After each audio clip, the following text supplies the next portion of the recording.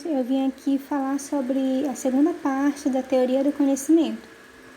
Nessa eu vou falar sobre o conhecimento filosófico e o científico. O conhecimento filosófico, ele é baseado mais na reflexão. E é aquela coisa de vamos observar, vamos refletir para poder compreender. Então, o filosófico, diferente dos outros que eu já falei, ele foca muito no ser humano também, nas atitudes do ser humano. Tenta não explicar de uma forma mitológica as coisas, tenta explicar uma forma social, tipo a estrutura da sociedade, os valores das pessoas. Ele procura descobrir quem é o ser. É aquela coisa de descubra a si mesmo. E também ele é muito influenciado por aqueles teóricos como Platão e Aristóteles, e esse que eu vou falar agora é que é o Sócrates. Sócrates, ele pode ser considerado um dos pioneiros a trabalhar com a questão do ser humano, porque antigamente explicavam muito fatos sobrenaturais, explicavam muito sobre natureza, mas Sócrates começou a achar que o conhecimento também ele vinha do ser humano, da alma dele. Então ele queria descobrir o ser humano, queria descobrir quem ele era, quem as pessoas são. Então ele utilizou o método da ironia e da maiêutica. A ironia, alguns pesquisadores acreditam até que foi Sócrates quem quem criou essa figura de linguagem. Por quê? Porque as pessoas perguntavam para ele as coisas e ele dizia que ele não sabia. E ele fazia as pessoas pensarem no porquê de tal coisa, no porquê você trabalha nisso, no porquê você gosta disso. Então, ele fazia as pessoas se perguntarem as coisas para se responderem elas mesmas, e assim elas se descobriam. E isso levava ao método da maiêutica, que a maiêutica ela era como se fosse parir o conhecimento. Então, ele estava lá para divulgar as coisas, para perguntar para as pessoas as coisas, e elas, a partir das reflexões, acabavam construindo hipóteses, e essas hipóteses eram a maiêutica, que no caso construía o conhecimento. Então ele via muito pelas atitudes humanas, tá bom? Agora eu vou passar para o conhecimento científico. Diferente do filosófico, que era pela reflexão, observação, questionamento, hipóteses, o conhecimento científico ele se originou do filosófico.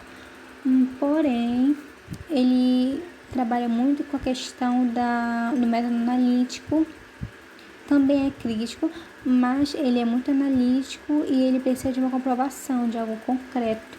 Então não basta só perguntar, pesquisar, olhar, mas tem que ter ali um resultado concreto, tem que envolver uma matemática, tem que envolver algum tipo de base que não seja só uma teoria.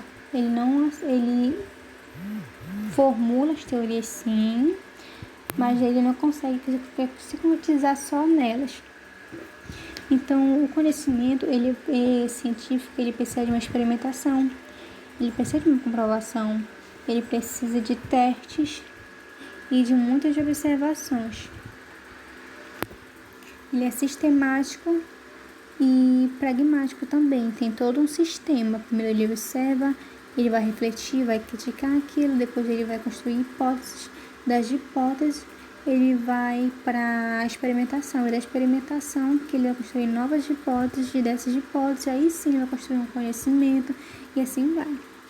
E existem muitos cientistas por aí, e um deles que eu vou citar é o Albert Einstein, porque ele não foi, os outros cientistas também foram muito bons, mas Albert Einstein, ele fez uma coisa que no século XX as pessoas não estavam mais tão acreditadas, porque existiam muitas pesquisas e muitas coisas na questão científica, mas existiam coisas que não conseguiam ser explicadas, como o efeito fotoelétrico, e não conseguiam ser explicadas, e Albert Einstein foi que explicou esse efeito, explicou a questão do tempo também, das luzes, do lugar, da energia, da matéria. Então ele transformou a ciência, a física da época, que já se conhecia, numa nova base. Então a gente conhecia, as pessoas conheciam o sistema, elas achavam que era aquilo. E aí chegou a Einstein e ele já formulou uma nova hipótese, novas teorias, tanto que são coisas complexas, as teorias dele, e até hoje se pesquisa sobre para comprovar várias vezes o porquê ele viu tal coisa, porquê ele estava em tal coisa. Então ele pesquisava muito e as teorias dele eram tão complexas que até hoje se pesquisa sobre elas, e elas também acabaram que moldando muito a vida das pessoas em todos os sentidos. Inclusive foi ele que impulsionou, né, o desenvolvimento da energia atômica. Então, para você ver a imensidão do conhecimento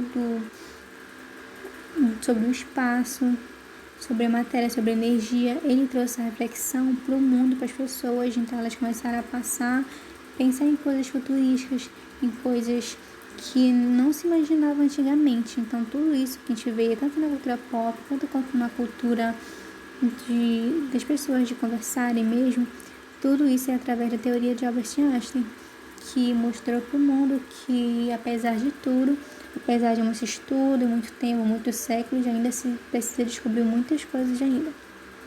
E é isso, obrigada.